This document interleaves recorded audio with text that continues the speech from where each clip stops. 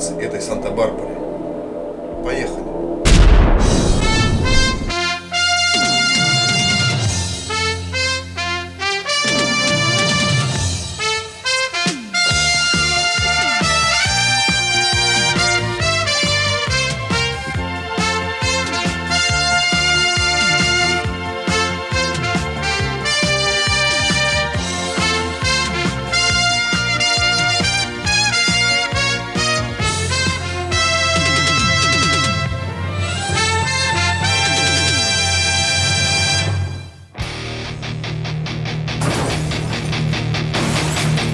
Ну а теперь потрындим о кольцах.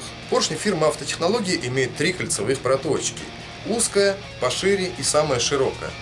В первую кольцевую проточку, в самую узкую, устанавливается компрессионное кольцо. То есть это кольцо, в моем случае, имеет хромированное покрытие. Также данное кольцо имеет надпись, которая звучит как ТОП. Не ТОР, а ТОП. Эта надпись означает слово «верх». И этой самой надписью кольцо должно устанавливаться к вам, то есть к срезу цилиндра. Вторая проточка, которая немножко пошире первой и уже, чем третья. В нее устанавливается компрессионно-маслосъемное кольцо. Кольцо чугунное, то есть не имеет хромированного покрытия, имеет своеобразный бортик, который можно назвать шкребком. При движении поршня в нижнюю мертвую точку этим самым бортиком кольцо снимает энную порцию масла с цилиндра. Тем самым, собственно, оно и называется компрессионно-маслосъемным. Также у кольца имеется надпись ТОП, и этой самой надписью кольцо устанавливается точно так же, как и в первом случае, то есть к торцу цилиндра. И третья, самая широкая кольцевая проточка, которая рассчитана под маслосъемное кольцо. В моем случае кольцо наборного типа состоит из 3 элементов, не коробчатого типа, и имеет 2 вот таких вот пружины, которые поджимают элемент, который снимает масло, да? Вот они, 2 пружинки. И сам элемент. Собственно, 3 элемента в кольце, можно так сказать. И существует такой миф, друзья, якобы вот эти пружины пружинят только в одну сторону при сжатии, да? И устанавливаются какими-то там чудесными способами определенных ГОСТов и стандартов. То есть, я сейчас немножко поясню. Данные кольца, вот эти вот пружинчатые, да, которые поджимают элемент, который снимает масло, не имеют совершенно никаких обозначений. То есть у них нет надписи ТОП. И как их ставить, в принципе, завод не регламентирует.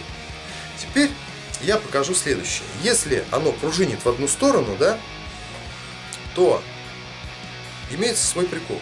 Вот оно пружинит, а теперь смотрите.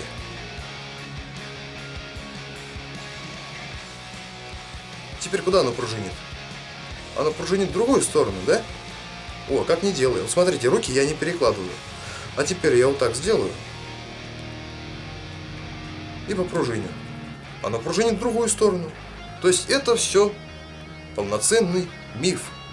И если же уж для людей, которые все-таки не верят в мои как бы повествования, да, если вы хотите поставить кольца именно так, как должно стоять, то я вам советую устанавливать данные кольца. Если вы сжимаете их вот так, то у нас получается своеобразный шкребок, то есть конус уходит в определенную сторону, да? И если поршень движется в нижнюю мертвую точку, то есть вот сюда вот идет поршень, то получается, собственно, своеобразный шкребок. Можно сказать так. Этот шкребок будет работать как, собственно, маслосъемные кольца. То есть он будет снимать масло. И устанавливайте тогда уж, если вы хотите именно по способу пружинчатости устанавливайте именно вот так, чтобы 2 кольца смотрели на коленчатый вал. То есть при движении в нижнюю мертвую точку поршня они сошкребали, снимали энное количество масла. Но опять же, это все миф. И если же сделать вот так и попружинить, то оно пружинит в другую сторону. Я вам показал, а вы уж сами решайте. Теперь перейдем к установке и расположению замков колец. Но перед этим я объясню вам такое явление, как перекладка поршней в цилиндре. Что это такое? Например, когда поршень идет в верхнюю мертвую точку, опять же, смотря какой цилиндр у нас, он не идет строго по цилиндру, то есть строго горизонтально он работать не будет. Он идет с каким-то наклоном, то есть при движении поршня в верхнюю мертвую точку он идет, например, с наклоном вверх. Затем, когда шатун возвращается в другое положение и начинает движение в нижнюю мертвую точку, поршень клюет макушкой или носиком своим вниз. То есть он имеет вот такое вот движение внутри цилиндра. Это называется перекладкой. Надеюсь, тут все понятно. И теперь, как мы будем располагать кольца внутри цилиндра? Перекладка у нас идет по оси шатуна. То есть, если смотреть вот так, то шатун у нас работает, создавая там перекладку поршня. И самые нагрузки перекладки у нас имеются в верхней и нижней точке поршня, если смотреть на поршень отсюда. То есть, вот здесь и вот здесь. То есть, поршень вот так вот люфтит в цилиндре, да? И замки колец необходимо расположить, не попадая на ось этой самой перекладки, то есть не располагать их на оси шатуна. Либо располагаем их левее или правее, но опять же замки необходимо располагать друг от друга, например, на 180 градусов. Ну, в принципе, тут уже разницы нет. Главное не располагать их на оси нагрузки, на оси перекладки. То есть сейчас я буду устанавливать кольца, вы это все увидите и поймете. Но начнем мы установку сначала с маслосъемного кольца, затем продолжим ее установкой маслосъемно-компрессионного кольца и завершим компрессионным кольцом. Перед установкой колец поршень необходимо будет тщательно вымыть, очистить, чтобы в канавках ничего не было, и канавки колец необходимо будет смазать моторным маслом. Смазали поршень и переходим к установке колец. Начнем с маслосъемного кольца, вот с этого вот элемента, который снимает, собственно, масло, друзья. У него также имеется замок, и замок мы будем располагать не на оси перекладки, то есть не напротив шатуна. Замочек находим, поднимаем поршень, и в данном случае мы расположим замок внизу. Но также замок не должен совпадать с осью поршневого пальца. Примерно мы расположим его вот в этом районе. То есть сейчас я покажу, где он будет у нас находиться. Вот.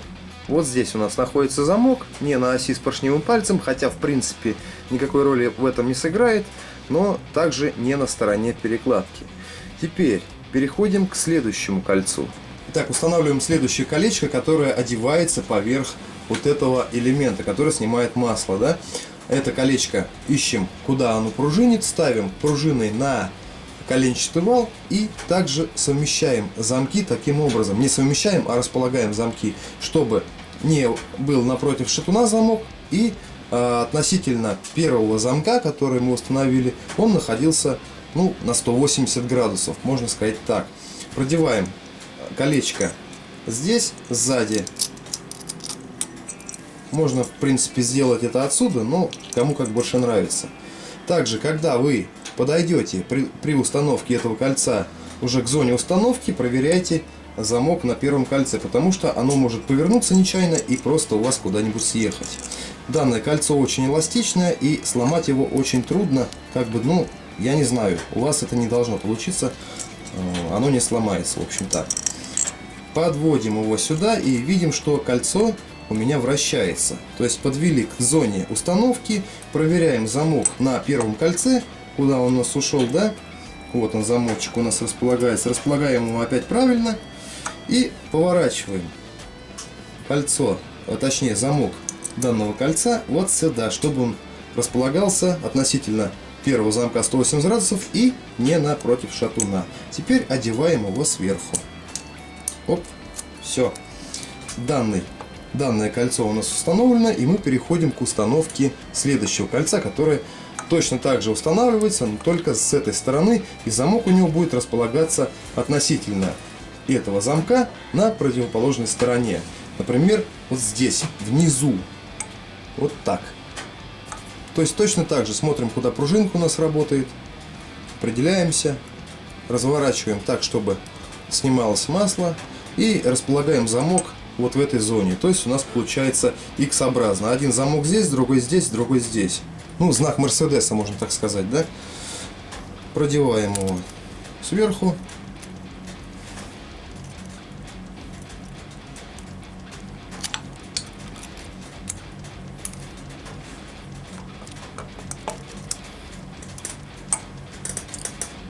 Все, кольцо одето, и замки располагаются относительно друг друга очень далеко. Один здесь, другой здесь, третий здесь. Ну, знак Мерседеса получается.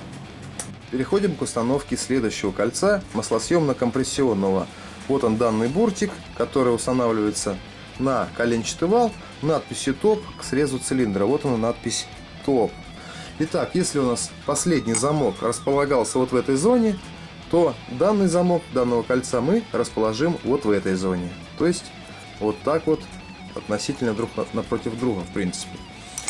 Тут тоже ничего сложного нету. Надписью ТОП, раздвигаем колечко и устанавливаем его на свое место. Кольцо уже потом можно будет повернуть в любой момент.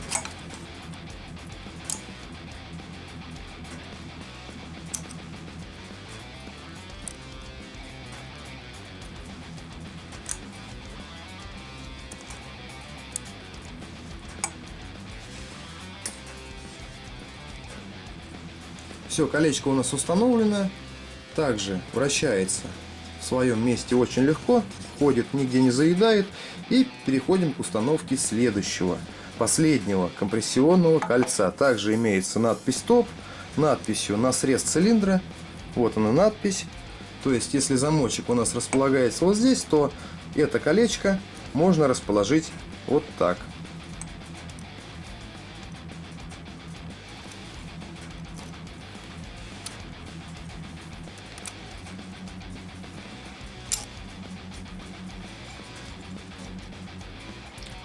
Вот, собственно, и все.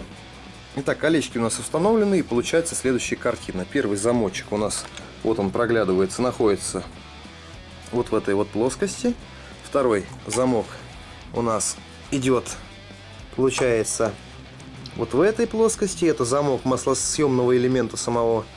Третий замок тонкого кольца у нас получается внизу. Сейчас я его найду. Вот он. Далее компрессионно-маслосъемное кольцо располагается вот здесь. Ну, его можно повернуть. И последнее компрессионное кольцо, его замок располагается вот здесь. Вот в этой плоскости.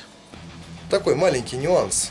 Тут самое главное установить правильно именно маслосъемные кольца. То есть они будут стоять уже статично, так как там уже такое давление очень серьезное, и они не будут бегать. Ну, эти все три кольца наборных, они будут стоять нормально.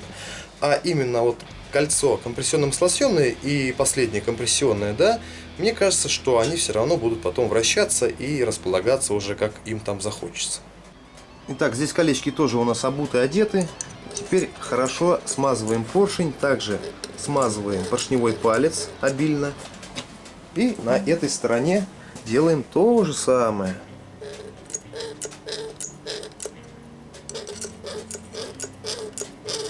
После того, как обули, одели, надели кольца на поршни, переходим к установке цилиндров.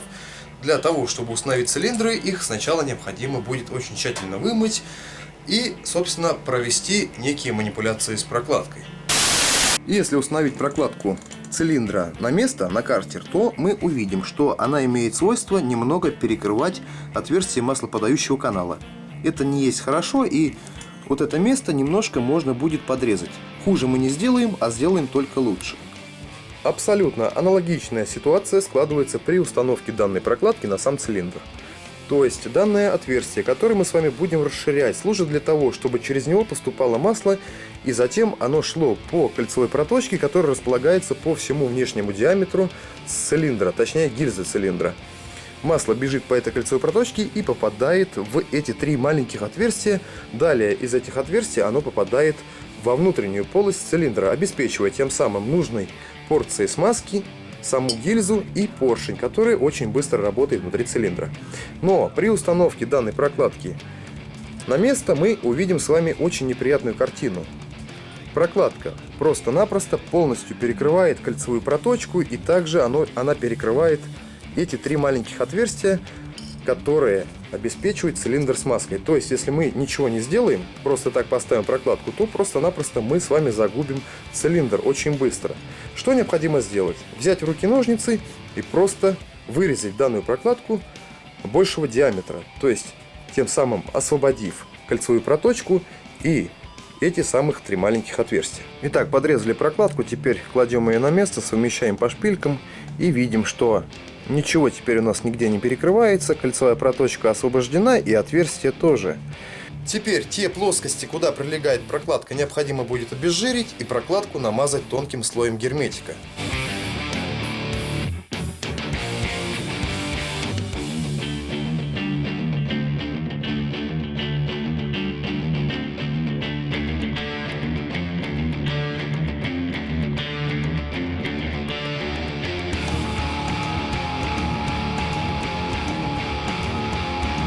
После проведенных манипуляций с обезжириванием цилиндров, с обрезанием прокладок, переходим к установке цилиндра на поршень. Да, в нашем случае именно так, никак по-другому. В автомобиле поршень вставляется в цилиндр, у нас все наоборот.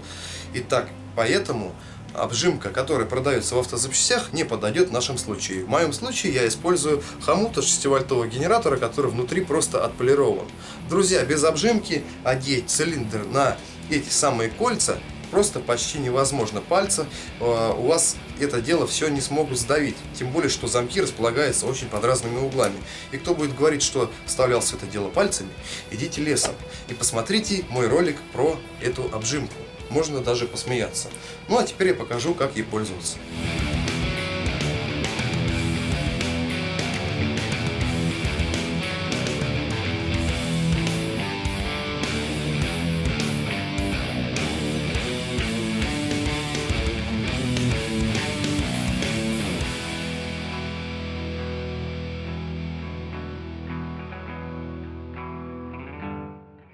После того, как все смазали поршень, смазали цилиндр обильно, смазываем также и обжимку, чтобы не было каких-то плохих последствий. Смазали обжимочку обильно. Теперь устанавливаем ее на кольца. Ну а следим за тем, чтобы замки колец никуда у нас не убежали. Установили обжимку ровно и начинаем ее затягивать.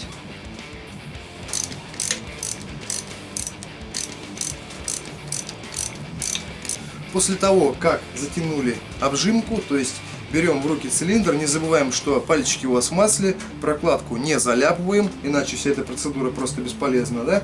Теперь берем, упираемся животом в шпильки, главное не нанизать себе туда, и пытаемся одеть цилиндр на поршень.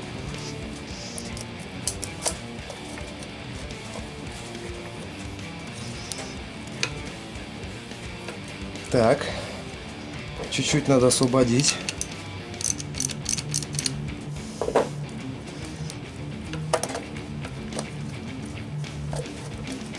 Ага.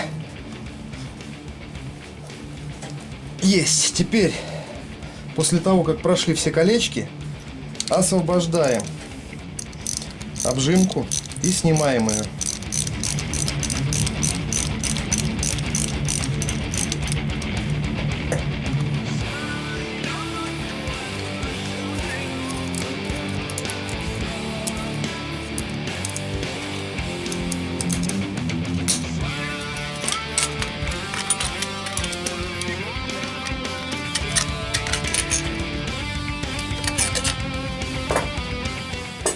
Освободили обжимку и теперь тряпочкой вытираем лишнее масло, потому что оно может скатываться и попадать на прокладку. Нам этого не нужно.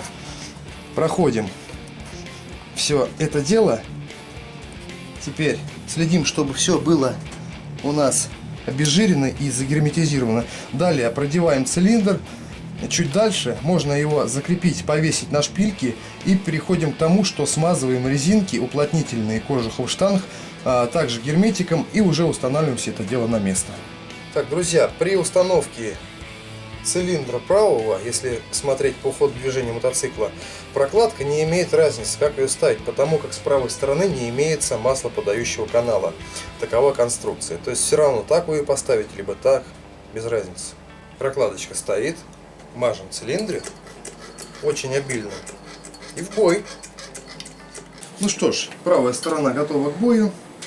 Все проверяем, капли убираем лишние. Вот, и главное себя не проткнуть. Пытаемся одеть все это дело, надеть, если правильно. Давай. даже с обжимкой не всегда получается. Вот. Прошли. Теперь опять же делаем те же самые манипуляции. Отпускаем ее. Разбираем, мажем. Ставим все на место. Друзья, аккуратненько мажьте резиночки. Ибо когда слишком много герметика, тоже будет нехорошо. Ну, что-то типа такого, чтобы было, да? Потом вот так все это дело устанавливается. Широкой частью резинки наверх. Вот. Вот так, если нет меток. И, в принципе, потом вытираются руки. Проверяется прокладка, чтобы масло в нее не попало. Убираем все это дело. И дальше вставляем на место все.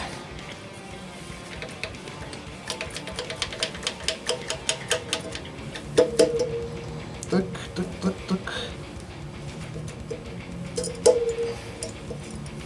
По шпилькам смотрим с прокладкой, чтобы ее не порвать.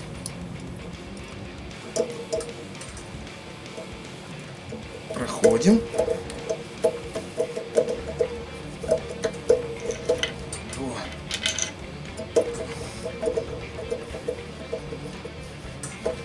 Как появились шпильки, можно начинать контрить на них гайки или контрить, да? И, собственно, потом производить поочередную затяжку цилиндра. Так, ну что ж, все собрано. Цилиндры стоят на месте. Поршни установлены ровно по центру, не имеет никакого смещения влево-вправо. На это тоже обязательно обращайте внимание. Вот второй цилиндр у нас. Вот так выглядит. Лишний герметик убран. Все аккуратно и красиво. Вращается все легко и здорово. Кто, блядь, в здравом уме решил, что выделять деньги на этот фильм рационально? Почему не Быкову? Почему не Шамирову? Почему не Каримову? А на фильм взломать, блядь, блогеров? Блогеры, блядь. Ненавижу блогеров. Придурки. Кто их, блядь, смотрит вообще? Да. С установкой цилиндров мы с вами разобрались, теперь переходим к установке головок. Но перед их установкой головки необходимо будет кое-где подкорректировать. Итак, что мы будем здесь корректировать? Друзья, на данную головку будет устанавливаться карбюратор К68. Собственно, сейчас я покажу, в чем прикол и что мы будем делать.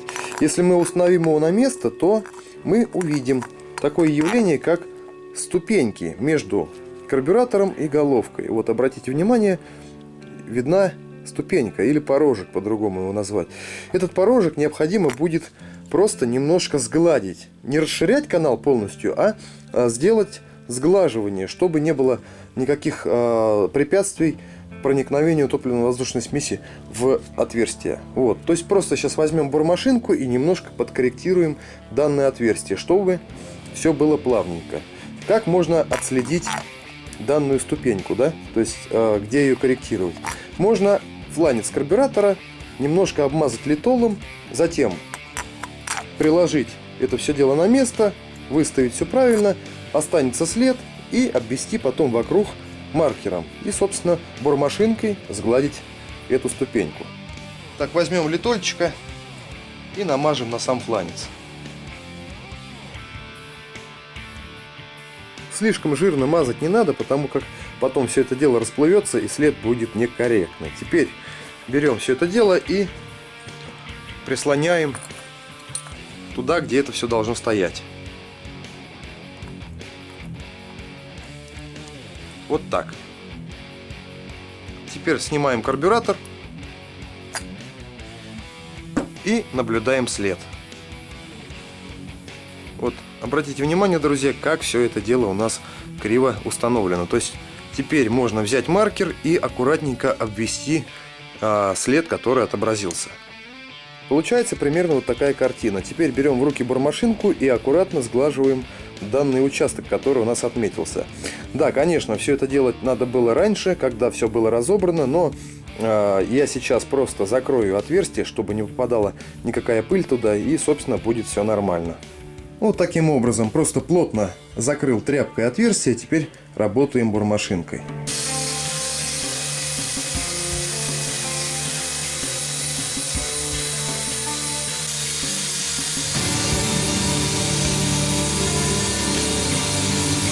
Итак, снял фаску впускного тракта, скруглил отверстие и получаем такое плавное сужение данного отверстия.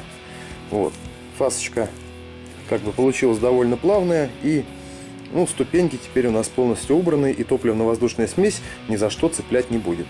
Также с прокладкой под карбюратор необходимо произвести точно такие же манипуляции, то есть просто ее подрезать по контуру получившегося прилегания, то есть вот это вот место. Теперь давайте поставим карбюратор на место и посмотрим, что у нас получается. Как бы вроде бы и есть ступеньки, да, но, повторяюсь, эти ступеньки уже плавно скруглены. Также на карбюраторе можно расширить вот эти отверстия немножко, чтобы им можно было управлять по отношению данного отверстия. Если кто-то хочет сильно заморачиваться, то можно еще побольше снять металла с головки, то есть спускного тракта. Но я уже повторяюсь, что данная манипуляция уже поможет произвести улучшение проникновению топливно-воздушной смеси в впускной тракт. Еще один момент. Никогда не полируйте впускной тракт, чтобы он сверкал, как у кота яйца. В таком случае вы получите негативное явление, такое как срыв топливно-воздушной смеси, то есть срыв потока. И у вас двигатель работать уже хорошо не будет. Об этом очень много везде описывается. Если вас не забанили в гугле, почитайте. Но, повторяюсь, полировать отверстие я не советую. Теперь можно установить головку на свое законное место, но перед этим прокладку, которую вы будете устанавливать под головку, необходимо будет немножко обжечь. То есть взять горелочку и поводить горелкой по диаметру прокладки, чтобы она стала мягче. Прокладка, которая обжигается, она становится мягче и лучше принимает форму торцов цилиндра и головки, то есть она лучше ужимается. Но предупреждаю, если вы будете долго водить горелкой, то она у вас просто прогорит, расплавится, сомнется, и просто вы ее потом выбросите. Перед установкой прокладки головки для успокоения своей души необходимо проверить масло-сливное отверстие на наличие его открытости, то есть что отверстие не забито герметиком. Проверяю я электродом троечкой, который, собственно, зачищен у нас и чистый. Просто просовываю в это отверстие, продеваю его туда и убеждаюсь, что отверстие у нас не забито герметиком. Теперь можно устанавливать прокладку. Когда вы установите прокладку на шпильки, обратите внимание, что прокладка имеет свойство гулять по шпилькам, то есть она смещается по отношению к цилиндру. Критично в этой ситуации совершенно ничего нету, масло сливное отверстие все равно остается у нас открытым, но если вы такой перфекционист, то ничего не мешает вам, например, на вот эти ушки намазать совсем немножко герметика и где-нибудь вот здесь внизу в районе шпилек. Затем приклеить эту прокладочку очень ровно и потом уже одеть головку на шпильки. Теперь пришла очередь установки штанг-толкателей и коромысел. Перед установкой штанг необходимо убедиться, что на наконечниках штанг не имеется никаких повреждений, и наконечники штанг необходимо будет смазать. Теперь продеваем ее в отверстие в головке и упираемся в толкатель. Убеждаемся, что штанга попала в толкатель, и оставляем ее там. Перед установкой коромысла регулировочный винт, который вращается и регулирует зазор между клапаном и толкателем коромысла, необходимо полностью закрутить, для того, чтобы между этим винтом и штангой создавался зазор. Для чего он нужен, вы потом поймете. Теперь коромысло необходимо полностью смазать. Смазываем его обильно и не жалеем масла. Смазывается коромысло в верхнее отверстие. В отверстие, которое можно увидеть, тоже можно налить масло. Также можно смазать и этот винт. Теперь одеваем коромысло на шпильки и, собственно, с другим коромыслом делаем точно такую же операцию.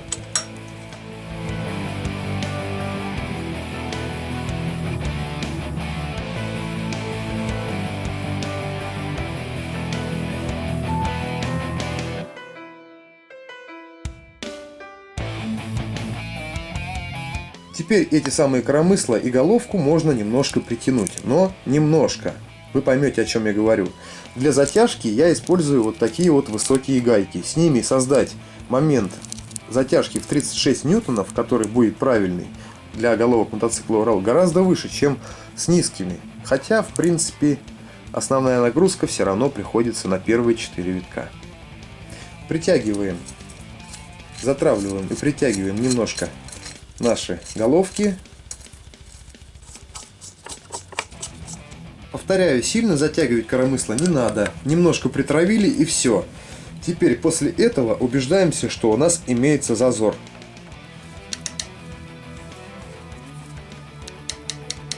Как видно, зазор имеется, и теперь приступаем к центровке коромысел относительно клапана. Для чего производится манипуляция по центрации коромысла относительно стержня клапана, я показывал в другом моем видео, но если кто-то его не видел, не буду лениться, покажу специально для вас. Данная манипуляция производится только для того, чтобы увеличить ресурс стержня клапана и направляющей втулки. Итак, о чем я говорю? У коромысла имеется своеобразная рабочая поверхность, назовем ее пяточкой. Эта самая пяточка работает по торцу стержня клапана. И так как у данной пятки имеется своеобразный профиль, она имеет свойство перемещаться по торцу и перекатываться при полном цикле нажатия. И если же мы установим неправильно изначально эту пятку относительно стержня клапана, то мы получим следующий эффект. Давайте представим, что мы изначально установим ее ровно по центру стержня. И при нажиме, при полном цикле нажима, данное пятно контакта относительно центра стержня клапана будет перемещаться к краю стержня клапана. Таким образом, клапан внутри направляющей втулки будет сильно перекашиваться и будет получаться неравномерный и быстрый износ как самой направляющей втулки, так и стержня клапана. И этого нам не надо. Как надо устанавливать эту самую пяточку относительно торца стержня клапана? Изначально ее надо ставить таким образом, чтобы пятно контакта этой пятки и торца стержня клапана находилось примерно, где-то миллиметр, не доходя центра клапана. То есть вот где-то здесь, вот так.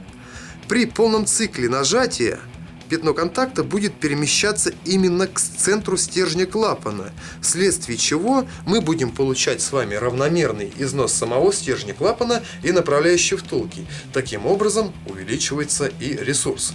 Именно по этой причине я не стал затягивать сильно данные гайки. Итак, теперь как отцентровать коромысло относительно стержня? Так как у нас имеются сквозные шпильки через головку, то эти самые шпильки имеют своеобразный ход вверх-вниз, влево-вправо. То есть коромысло относительно центра клапана можно просто немножко поправить, перемещая его в нужную сторону. Также можно и поправить его сюда. Как можно заметить, коромысло смещается. Если его сильно затянуть, то такую манипуляцию вы не произведете. То есть выравниваем коромысло, как я показывал ранее, и затягиваем данные гайки с усилием 36 ньютонов. Но даже если такая манипуляция вам не поможет, то есть вам не будет хватать хода шпилек, то придется прибегнуть, например, к бормашинке, изменяя профиль данного коромысла.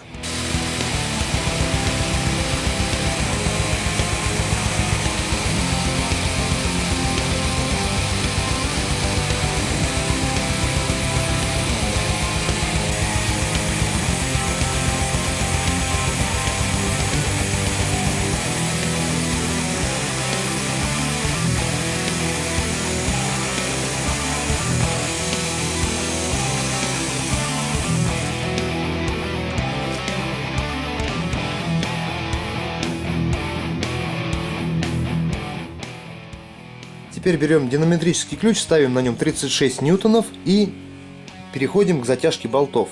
Итак, 28, 29, 30, 31, 32, 33, 34, 35, 36.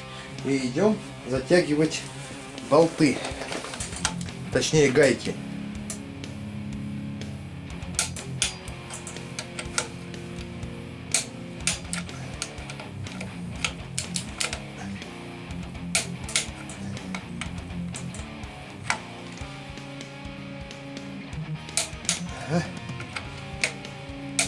Не всегда они выдерживают.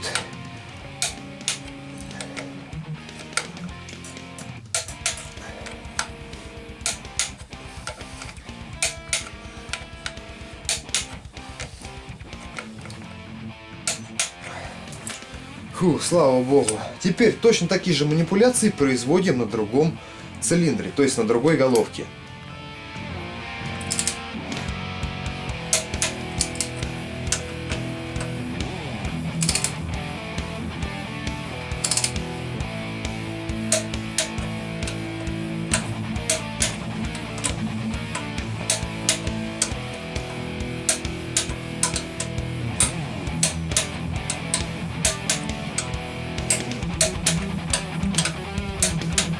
Фу.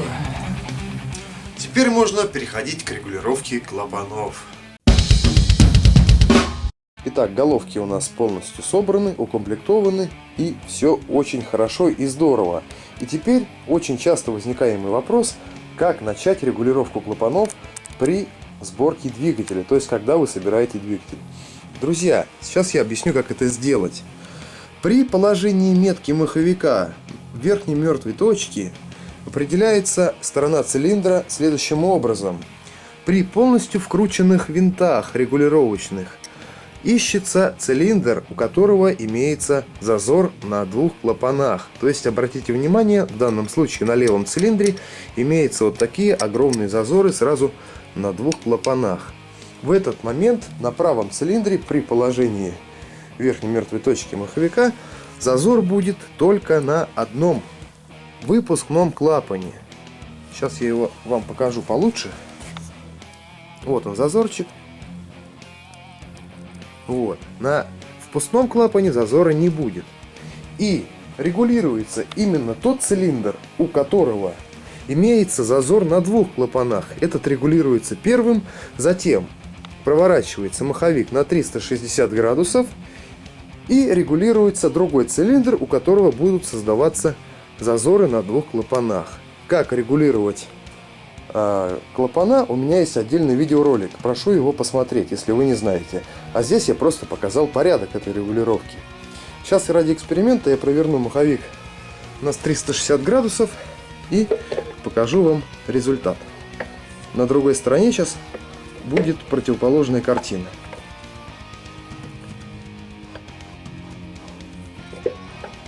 Оп. Вот она стрелочка. Теперь здесь зазора нет. Имеется зазор на выпускном клапане. А здесь имеется зазор на двух клапанах. Если начинать регулировку сейчас, то регулируется сначала этот цилиндр. Потом проворачиваете маховик на 360, регулируете этот цилиндр. Надеюсь, здесь было очень все понятно. Итак, если вы перебирали свои головки, обрабатывали седла, притирали клапана и установили головку на место, начинаете регулировать клапана, то ни в коем случае не рекомендуется устанавливать минимальный зазор на клапанах, как принято делать оппозитчиками. Они делают зазор, чтобы штанга проворачивалась.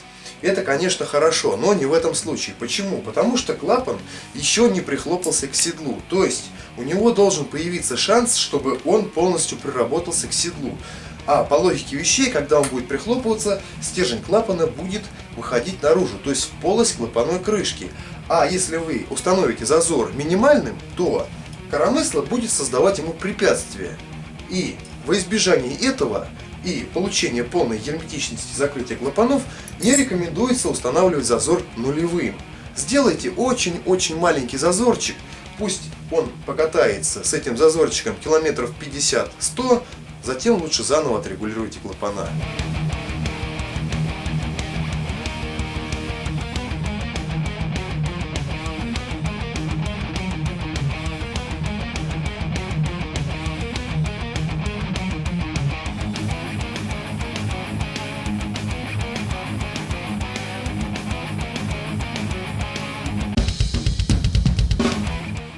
В данной серии видеороликов о нюансах сборки двигателя мотоцикла «Урал» вы увидели и услышали много полезной информации. И теперь я надеюсь, что вы сможете собрать себе качественный и ресурсный двигатель. Если информация была вам полезна, пишите об этом в комментариях. Также не забываем делиться видеороликами с друзьями. И вступаем в группу ВКонтакте. Там много чего интересного, и народ, который находится там, уже посмотрел это видео. Отдельное спасибо хочу сказать Максиму Куличенко за очень полезную инфу. Максим, спасибо огромное. А на этом все. С вами был Евгений Быковский. Всем удачи, до скорых встреч. Пока.